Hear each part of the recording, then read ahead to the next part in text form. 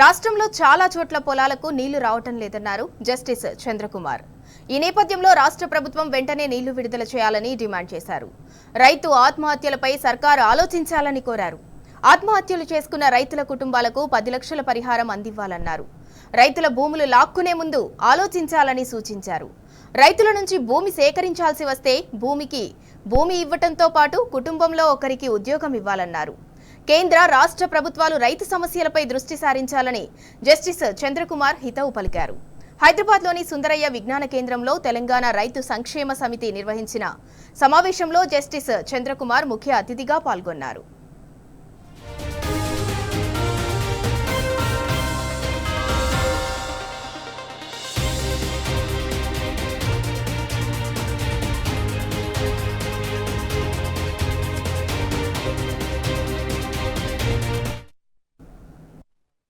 పొలాలకు నీళ్లు రావడం లేదు, పంటలు ఎండిపోతున్నాయని రాష్ట్రం చాలా ప్రాంతాల నుంచి కొన్ని వార్తలు వస్తున్నాయి.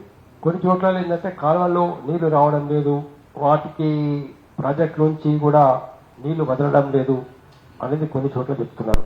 ఏది ఏమైనా రాష్ట్ర ప్రభుత్వానికి, ముఖ్యంగా నీటిపారుదల శాఖ మంత్రికి ఒక విజ్ఞప్తి ఏంటంటే అవి ఎప్పటికక్కడ ప్రతి జిల్లాలో ఎక్కడైనా పరిస్థితిలో కనుక్కొని నీరు ఇవ్వడానికి ఎక్కడ అవకాశం ఉంటే అక్కడ ప్రతి చోట తప్పనిసరి పంటలు ఎండిపోకుండా మీరు నీరుని వెంటనే విడుదల అని చెప్పేసి ఒక డిమాండ్ చేస్తా ఉన్నాం.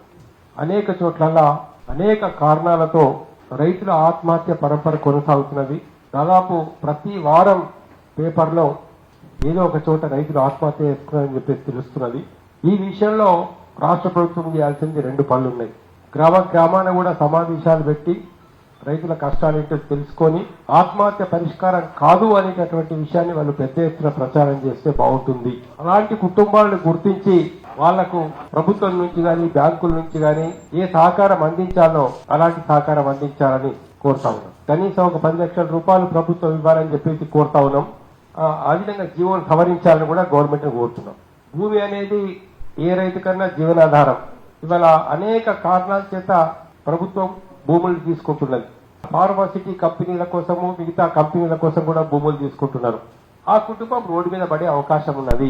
కాబట్టి ఏంటంటే 2013 చట్టంలో ఏముందనంటే భూమికి బదులు భూమి ఇవ్వాలా, ఇంకో చోట కనీసం 1 ఎకరం భూమి అయినా ఇవ్వాలా అని 2013 చట్టంలో ఖచ్చితంగా ఉందండి.